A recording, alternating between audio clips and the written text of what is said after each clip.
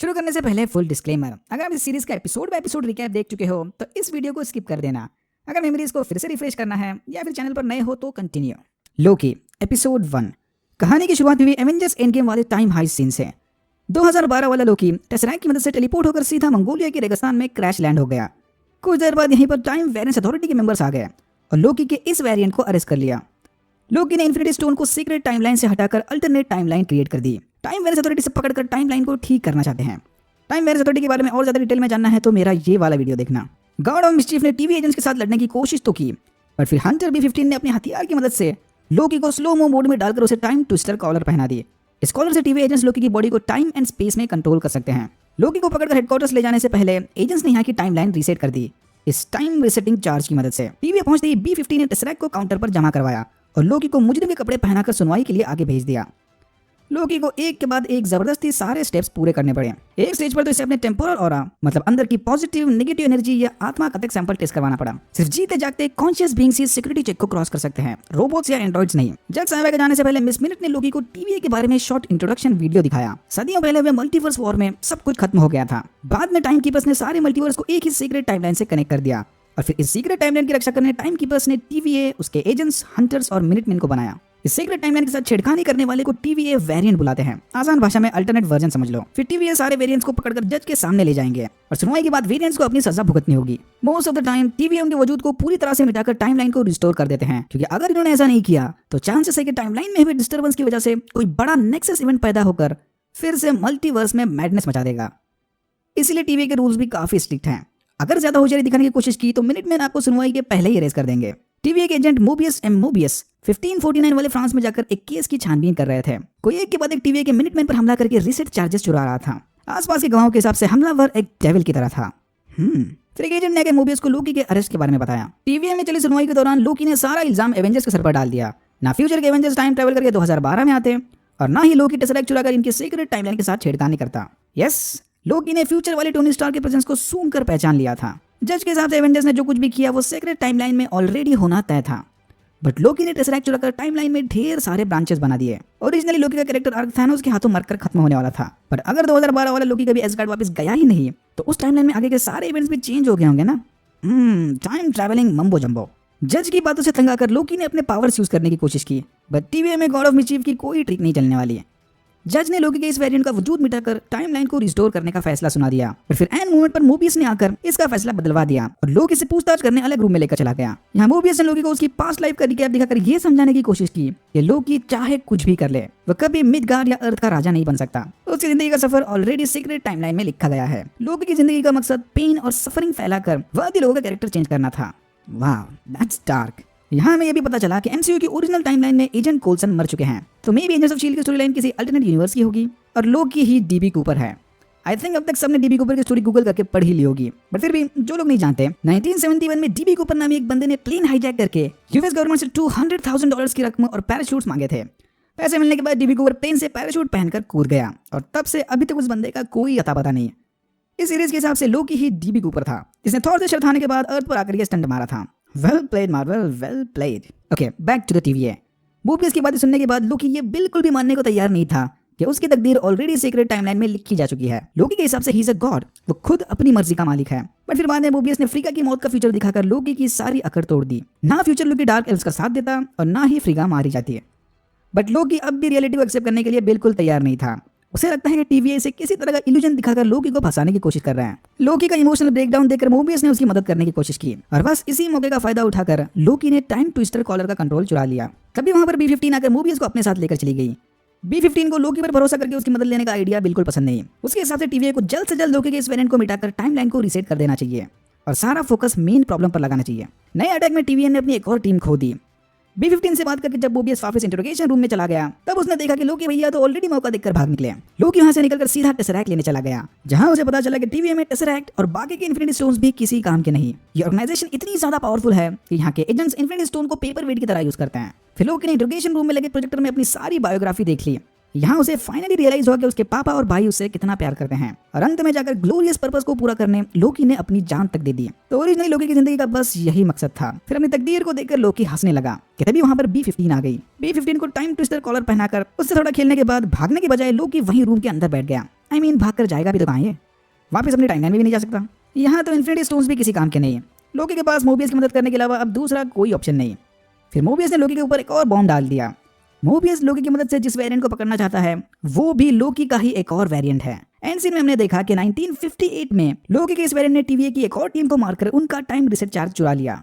और यहाँ होता है एपिसोड 1 खत्म। एपिसोड 2 मिनटमैन वेरिएंट की तलाश में एक मिशन को अंजाम देने 1985 में आए थे, पर तभी लोकी के वेरिएंट ने उनके हंटर C-20 के दिमाग पर कंट्रोल करके सारे मिनटमैन को ठिकाने लगा दिया और फिर वो वेरिएंट चार्ज के साथ साथ C-20 को लेकर वहां से चला गया। अर्थ 616 का वेरिएंट लोकी TVA में बैठकर नेक्सस इवेंट्स और टाइम वेरिएंस अथॉरिटी कैसे काम करती है उसके बेसिक्स क्लियर कर रहा था। इन लेक्चर्स को आप भी जरा ध्यान से सुनना, बहुत कुछ सीखने मिलेगा इनसे। C-20 की टीम पर हुए अटैक की खबर मिलते ही मिनटमैन की एक और टीम उसकी छानबीन करने चली गई। हंटर B-15 के मना करने के बावजूद भी मोबियस लोकी को भी उनके साथ लेकर चला गया। मोबियस के हिसाब से लोकी के एक वेरिएंट को ढूंढने में उसका दूसरा वेरिएंट उनके बहुत काम आएगा। 1985 पहुंचकर इन्हें पता चला कि इस बार वेरिएंट ने उनके एक टीम मेंबर यानी C-20 को किडनैप कर लिया। बाकी सारे अटैक्स में वेरिएंट चार्ज मिलते ही सारे मिनटमैन और हंटर को मार देता था। लोकी ने भी यहाँ मोबियस से वही बेसिक टाइम ट्रैवलिंग वाला सवाल पूछा जो कुछ ऑडियंस के दिमाग में भी आया होगा। अगर TVA टाइम ट्रैवल करके कभी भी और कहीं भी जा सकते हैं तो ये लोग अटैक के पहले जाकर अपनी टीम को क्यों नहीं बचा लेते?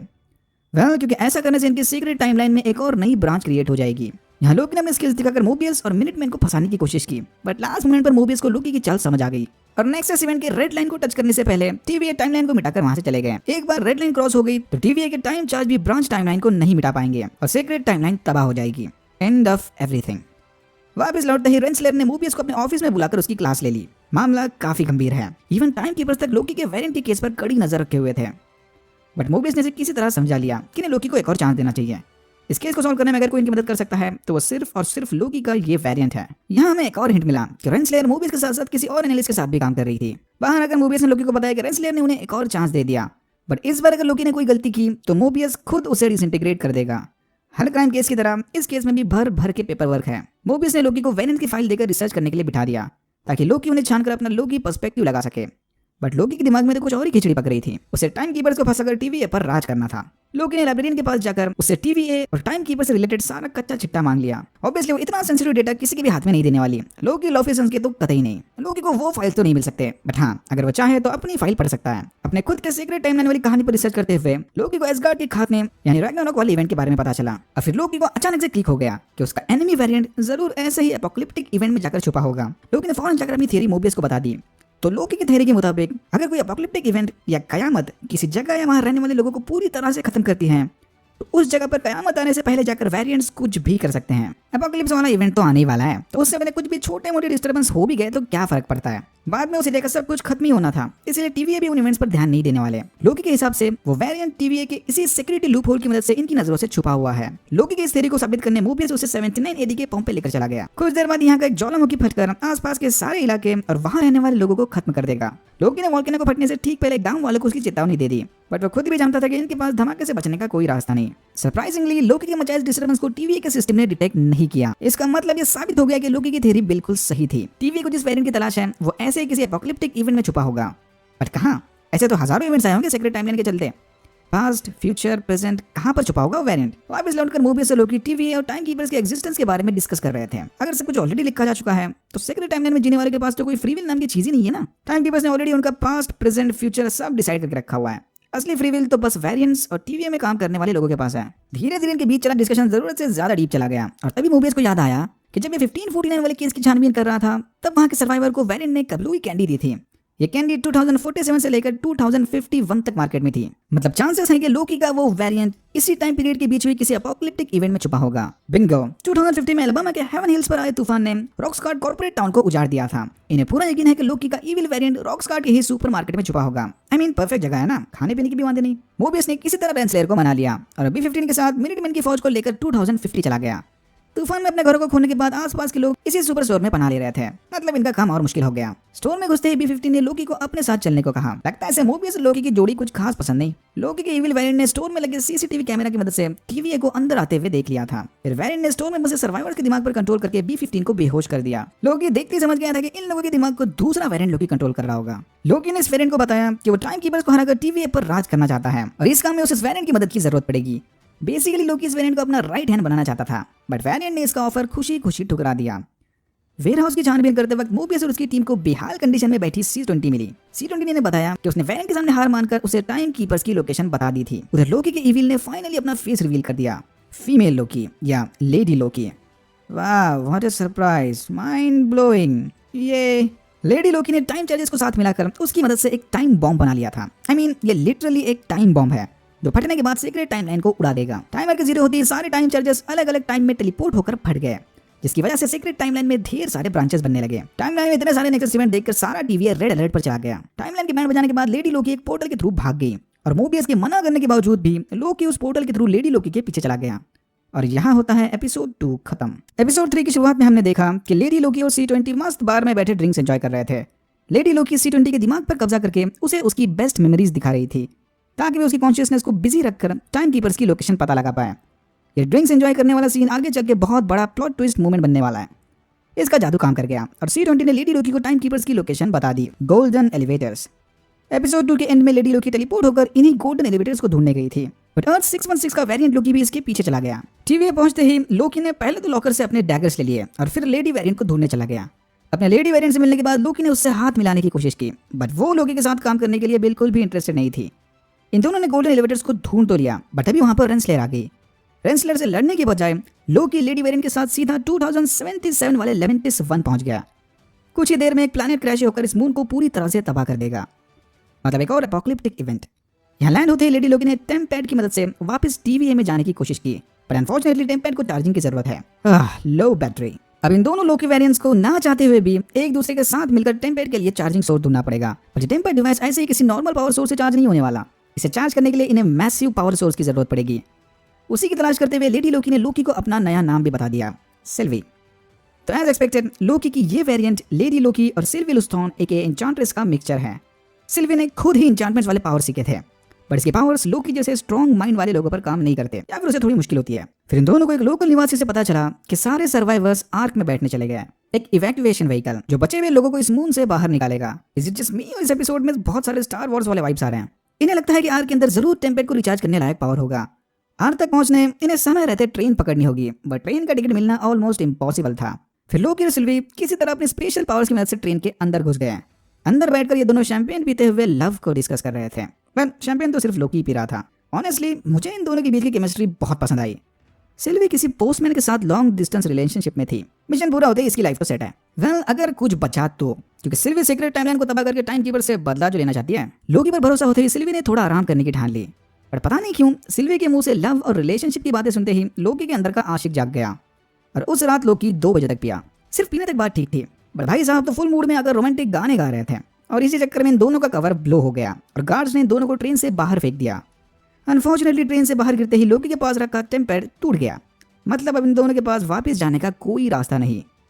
ये भी लेवेंटिस 1 के बाकी निवासियों की तरह इस एपोकलिप्स का शिकार बन जाएंगे। सिल्वी ने तो पूरी तरह से हार मान ली थी, और फिर लोकी ने ऐसा आइडिया दिया कि क्यों ना समय रहते आर्क को हाईजैक करके उसे लेवेंटिस 1 से बाहर निकाला जाए। ओरिजिनल टाइमलाइन के हिसाब से प्लैनेट के क्रैश होते ही आर्क भी डिस्ट्रॉय हो गया था, नो सर्वाइवर्स।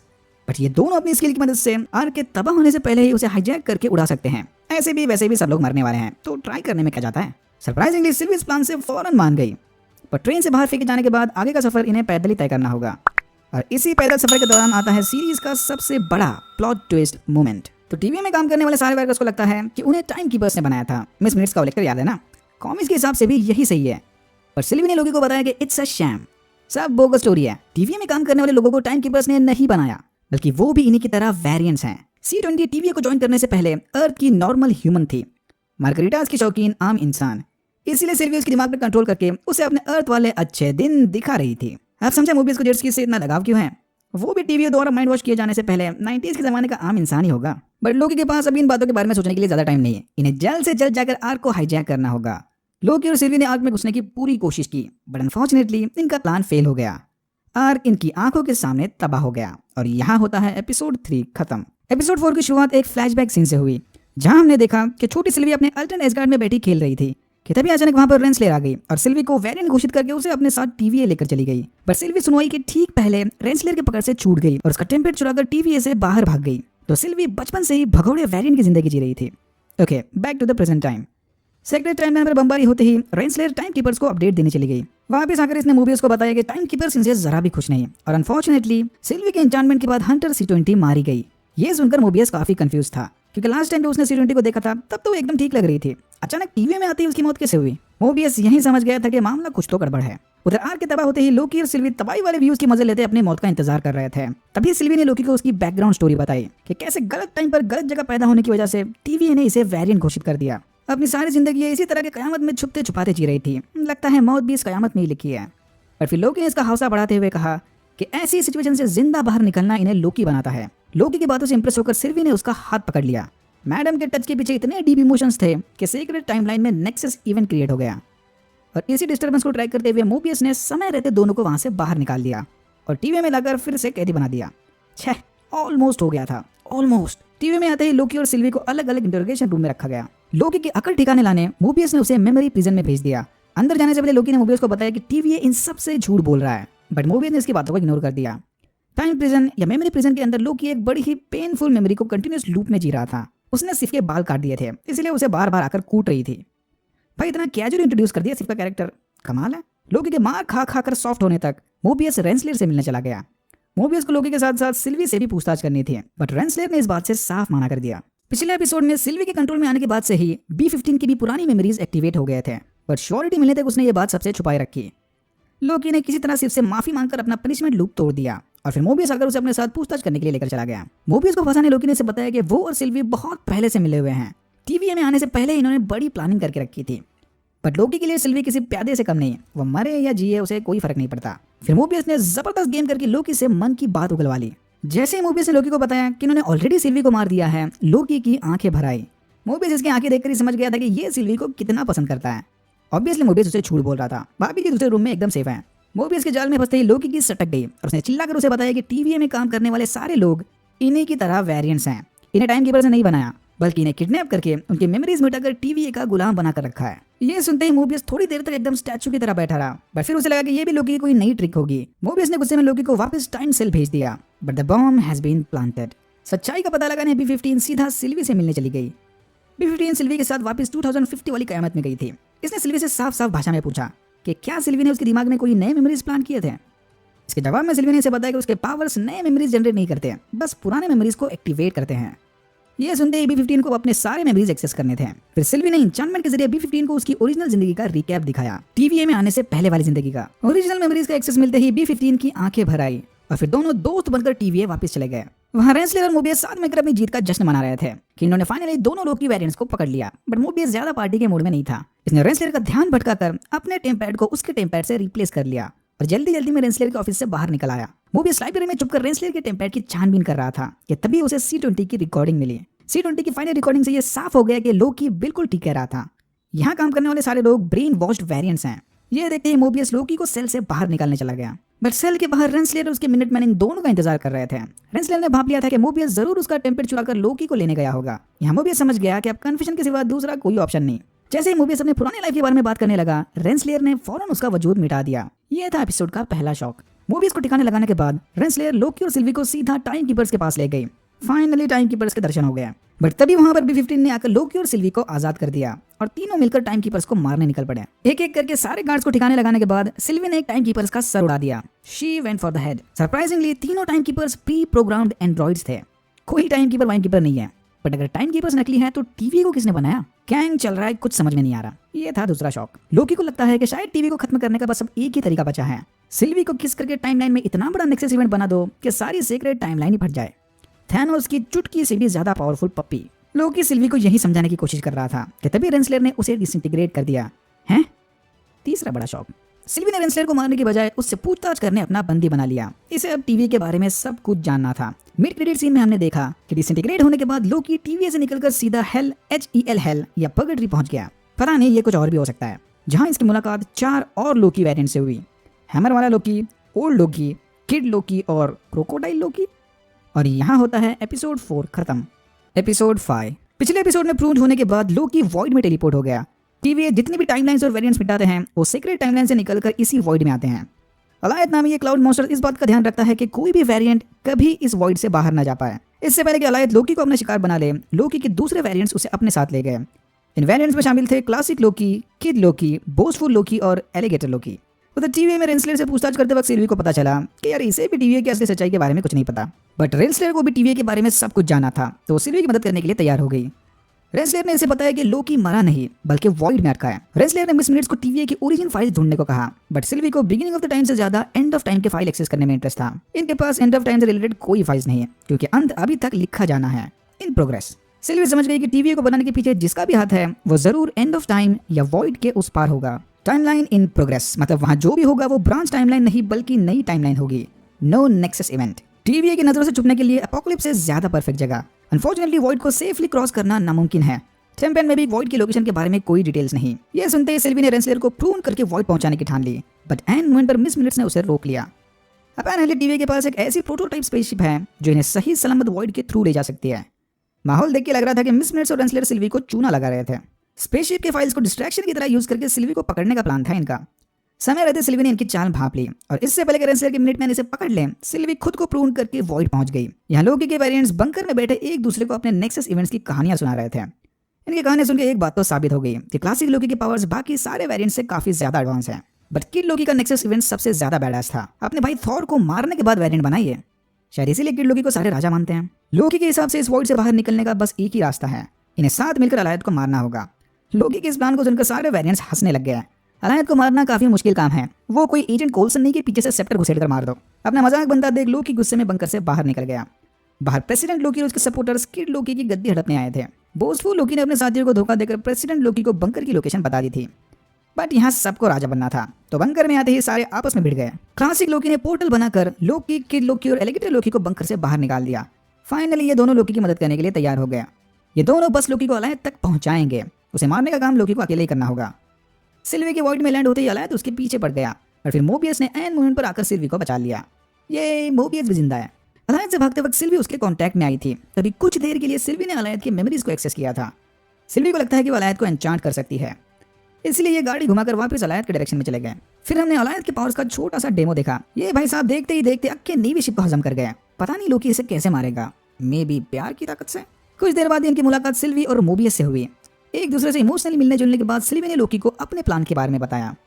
टीवी के पीछे कौन है ये जानने के लिए सिल्वी अलायद को एन्चांट करना चाहती है, उसे मारने से तो कहीं ज्यादा लॉजिकल प्लान नहीं है। B-15 से पूछताछ करते वक्त रेंसलर को पता चला कि सिल्वी का असली मकसद टीवीए से बदला लेना है। रेंसलर को भी टीवीए के मेकर के बारे में जानना था। उसने फिर से मिस मिनट्स को बोलकर टीवीए की ओरिजिन फाइल्स निकलवाया। उधर वॉइड में लोकी और सिल्वी साथ में बैठकर रोमांटिक मोमेंट शेयर कर रहे थे। फुल फैन सर्विस भाई। यहीं पर ऑकवर्डली दोनों ने अपनी अजीब से रिलेशनशिप को भी डिस्कस किया और फिर फटाक से टॉपिक चेंज कर दिया। हर बार गर्म करके ठंडा ही छोड़ देते हैं हमको। वॉइड में आने से पहले सिल्वी ने टेम्पेड चुरा लिया था। टेम्पेड में वॉइड के अंदर आने का रास्ता नहीं, बट बाहर जाने का तो है ना। लेकिन लोकी को कहीं नहीं जाना, उसे यही वॉइड में रहकर सिल्वी की मदद करनी है। लोकी के दूसरे वेरिएंट्स को भी वॉइड से बाहर निकलने में कोई इंटरेस्ट नहीं, इसलिए मोबियस अकेला वापस टीवीए चला गया। वॉइड से बाहर निकलते ही मोबियस सारे टीवीए में आग लगा देगा। अलायद का सामना करने किड लोकी ने लोकी को अपना ब्लेड दे दिया और फिर तीनों वेरिएंट्स वहां से चले गए। लोकी और सिल्वी का ओरिजिनल प्लान ये था कि पहले ये दोनों किसी ब्रांचिंग टाइमलाइन के आने का वेट करेंगे। जब अलायद उस ब्रांचिंग टाइमलाइन को हजम करने में बिजी होगा तब ये चुपके से उसे एन्चांट करेंगे, बट इनके पास ब्रांचिंग टाइमलाइन का वेट करने ज्यादा टाइम नहीं। फिर ये डिसाइड हुआ कि लोकी अलायद का ध्यान भटकाएगा और सिल्वी इस डिस्ट्रैक्शन का फायदा उठाकर अलायद को कंट्रोल करेगी। इनका ये प्लान पूरी तरह से फेल हो गया। अलायद लोकी की बजाय सीधा सिल्वी को खाने निकल पड़ा, बट क्लासिक लोकी ने इन्हें बचा लिया। अलायद का ध्यान भटकाने क्लासिक लोकी ने अपने प्रोजेक्शन पावर की मदद से सीधा एसगार्डी बना दिया। डैम, एकदम गूज़बम्स वाला moment. The strongest Loki. Classic Loki की इस माइंड ब्लोइंग पावर्स को देखकर लोकी और सिल्वी समझ गए कि उनके अंदर भी इस लेवल के पावर छुपे हैं। अगर सिल्वी के पास एन्चांटमेंट के पावर्स हैं तो लोकी के अंदर भी ये पावर्स होने चाहिए। मतलब ये दोनों साथ मिलकर अलायद को एन्चांट करेंगे। अलायद को बिजी रखने के चक्कर में क्लासिक लोकी ने अपनी जान गंवा दी, बट इसका सेक्रीफाइस वेस्ट नहीं गया। सिल्वी और लोकी ने एक दूसरे का हाथ पकड़कर अलायद पर कंट्रोल हासिल किया। एन्चांटमेंट के बाद इनके सामने एक पोर्टल खुला जिसके उस पार कोई कासल नजर आ रहा था। और यहाँ होता है एपिसोड 5 खत्म। Episode 6 the season finale. भाई इस एपिसोड के ओपनिंग सीक्वेंस पर एक सेपरेट वीडियो बन सकता है। पहले 10 सेकंड में ही मल्टीवर्स के हिंट्स दे दिए। वॉइस ओवर के दौरान हमने बहुत सारी जानी पहचानी आवाजें सुनी। फेज 3 के साथ साथ वांडा विजन के भी रेफरेंसेस थे और भी बहुत सारे ईस्टर एग छुपे थे जो एपिसोड को बार बार देखने पर ज्यादा समझ आएंगे। तो चलिए फटाफट रिकैप करके उस एक्सपेक्ट द एक्सपेक्टेड वाली माइंड ब्लोइंग एंडिंग को डिस्कस करते हैं। पोर्टल को क्रॉस करके लोकी और सिल्वी द सिटाडेल की लोकेशन पर पहुंच गए। ये जगह एंड ऑफ द टाइम में मौजूद है। सेक्रेट टाइमलाइन से घिरा हुआ कासल या सिटाडेल। टीवी के क्रिएटर और इनके बीच बस अब एक दरवाजा था। सिल्वी सारी जिंदगी इसी पल के इंतजार में थी। अब जब मंगल इतने करीब है तो सिल्वी को मानो समझ नहीं आ रहा था कि वो इस मोमेंट पर कैसे रिएक्ट करे। तभी अचानक सिटाडेल का दरवाजा अपने आप खुल गया और अंदर मिस मिनट्स लोकी और सिल्वी का इंतजार कर रही थी। मिस मिनट्स ने इन्हें बताया कि ये सिटाडेल ही हू रिमेन्स का है। तो बिल्कुल कॉमिक्स की ही तरह टीवीए और टाइम कीपर्स को ही हू रिमेन्स ने ही बनाया था। कॉमिक्स में ही हू रिमेन्स टीवीए का आखिरी डायरेक्टर था। ओरिजिनल टाइमलाइन के तबाह होने के बाद ये अकेला ही बच गया था। बाद में इसने टाइमलाइन की रक्षा करने टीवीए और टाइम कीपर्स को बनाया। बट हर बार की तरह एमसीयू ने इस बार भी कॉमिक्स की ओरिजिनल स्टोरी में थोड़ा ट्विस्ट ऐड कर दिया। टू बी ऑनेस्ट काफी बढ़िया ट्विस्ट था। कहानी में आगे बढ़ने से पहले ही हू रिमेन्स ने लोकी और सिल्वी को मिस मिनट्स के जरिए सेटलमेंट का ऑफर दिया। ही हू रिमेन्स लोकी और सिल्वी दोनों को वापस सीक्रेट टाइमलाइन में भेज सकता है। लोकी अगर चाहे तो न्यूयॉर्क वाली लड़ाई जीतकर दुनिया और एसगार्ड पर राज कर लेगा, या फिर थानोस को मारकर खुद इन्फिनिटी गॉन्टलेट का ओनर भी बन सकता है। सिल्वी को सेटलमेंट के बदले पीसफुल जिंदगी मिलेगी। दोनों ही जानते थे कि ही हू रिमेन्स का ये ऑफर फेक इल्यूजन है, फिक्शन। इन्हें तो उसे मारकर फ्री विल को वापस रिस्टोर करना था, सबको बराबर की आजादी। फिर मिस मिनट्स दोनों को उनकी डेस्टिनी के भरोसे छोड़कर रेंसलर से मिलने चली गई। पिछले एपिसोड में रेंसलर ने इसे टीवीए के ओरिजिन से रिलेटेड फाइल्स मांगे थे, बट उनकी बजाय मिस मिनट्स ने रेंसलर को दूसरी फाइल्स दे दिए। वो डेटा जो ही हू रिमेन्स रेंसलर को दिखाना चाहता था। उधर सिटाडेल में लोकी और सिल्वी की मुलाकात ही हू रिमेन्स से हुई। ही हू रिमेन्स की आइडेंटिटी जानते ही सारे एमसीयू फैंस चिल्ला पड़े होंगे, what, Kang he who remains है? यप, यही था वो ट्विस्ट। बट रुको जरा, सब्र करो। स्कारलेट विच की तरह ही अभी तक एमसीयू ने ऑफिशियली ही हू रिमेन्स को कैंग का नाम नहीं दिया। ही हू रिमेन्स को देखते ही लोकी और सिल्वी ने उस पर हमला कर दिया, पर इसका टेम्पलेट टीवीए के बाकी टेम्पलेट से काफी एडवांस था। Template plus time twister. फिर मामले को शांति से डिस्कस करने ही हू रिमेन्स इन्हें अपने ऑफिस में लेकर चला गया। इधर ही हू रिमेन्स ने बताया कि वो इनके और टाइम के बारे में सब कुछ जानता है। टाइम से रिलेटेड इसके पास टीवीए से ज्यादा नॉलेज था। इसे तो ये भी पता है कि लोकी और सिल्वी आगे क्या करने वाले हैं। यस, अब तक लोकी और सिल्वी जो फ्री विल समझ के कर रहे थे वो सब भी इसे ऑलरेडी पता था। Meeting he who remains was their destiny. ये दोनों यहाँ पर अपने फ्री विल से नहीं आया, बल्कि इन्हें यहाँ पर लाया गया है। ही हू रिमेन्स के हिसाब से ये सब एक प्री प्लान गेम है। फिर इन्हें और परेशान करने इसने सिल्वी से पूछा कि क्या तुम इस लोकी पर भरोसा करती हो, इंडिकेटिंग कि सिल्वी लोकी क्या किसी पर भरोसा नहीं करती। मानना पड़ेगा जोनाथन मेजर्स को, क्या कमाल की एक्टिंग की है भाई, एकदम फ्रेश विलन। ही हू रिमेन्स के भेजे फाइल्स को पढ़ने के बाद रेंसलर बैग पैक करके कहीं जाने की तैयारी में थी कि तभी वहां पर मोबियस आ गया। रेंसलर ने फौरन मोबियस को पकड़ने अपने मिनटमैन को बुलवाया, बट आज कोई इसकी मदद करने नहीं आने वाला। रेंसलर का पेन देखकर मोबियस समझ गया था कि ये किसी स्कूल टीचर की वेरिएंट होगी। B-15 मिनटमैन को अपने पीछे उस स्कूल ले गई और उन्हें रेंसलर के ओरिजिनल वर्जन से मिलवाकर टीवीए का असली सच बता दिया कि टीवीए में काम करने वाले सारे लोग वेरिएंट्स हैं। इतना होने के बावजूद भी रेंसलर को टीवीए पर भरोसा था। नो वंडर ये आगे चलकर कैंग की गर्लफ्रेंड बनेगी। ये तो गर्लफ्रेंड बनने से पहले इतनी वफादार है, बाद में सोचो। एनीवेज, मोबियस समझ गया कि रेंसलर बात उसे नहीं मानने वाली, इसलिए वो उसे प्रून करने चला गया। बट फिर रेंसलर ने मोबियस को बड़ी आसानी से हराकर उसका हथियार छीन लिया। इस बार रेंसलर ने अपने पार्टनर को बख्श दिया और मोबियस को प्रून करने के बजाय वो टाइम डोर ओपन करके टीवीए के क्रिएटर से मिलने चली गई। रेंसलर के हिसाब से ट्रू फ्री विल तो बस ही हू रिमेन्स के पास ही है। फ्री विल चाहिए तो सीधा अपने क्रिएटर के साथ हाथ मिला लो। वहाँ सिटाडेल में ही हू रिमेन्स ने लोकी और सिल्वी को अपनी ओरिजिन स्टोरी का फास्ट फॉरवर्ड रिकैप दे दिया। इसकी स्टोरी काफी हद तक कैंग की कॉमिक बुक ओरिजिन स्टोरी से मिलती जुलती है, माइनस नेथनियल रिचर्ड्स का कनेक्शन। एटलीस्ट अब तक तो रिचर्ड्स का नाम नहीं आया। टीवीए के बनने से बरसों पहले 30th सेंचुरी में ही हू रिमेन्स का एक वेरिएंट अर्थ पर रह रहा था। हमारे लिए 30th सेंचुरी फ्यूचर में है, बट एंड ऑफ टाइम में रहने वाले के लिए तो सब ही पास्ट है। तो इस अर्थ पर रहने वाला वेरिएंट एक जीनियस साइंटिस्ट था जिसने मल्टीवर्स या पैरेलल यूनिवर्स की खोज की। उसी एग्जैक्ट मोमेंट पर मल्टीवर्स पर रहने वाले इसके दूसरे वर्जन्स भी यही खोज कर रहे थे। सबको एक साथ मल्टीवर्स के वजूद के बारे में पता चला। अपनी टेक्नोलॉजी की मदद से ये टाइम और स्पेस में पोर्टल बनाकर एक दूसरे के यूनिवर्स में जाने लगे, आपस में नॉलेज और टेक्नोलॉजी को शेयर करने लगे। मतलब हर यूनिवर्स की टेक्नोलॉजी अलग होगी। पहले दिन उनके मीट एंड ग्रीट्स एकदम पीसफुल थे, मल्टीवर्स के जनहित में जारी। ये साथ मिलकर एक दूसरे के यूनिवर्स में चले प्रॉब्लम्स को सॉल्व करने लगे, कमियों को पूरा करने लगे और साथ में तरक्की कर रहे थे।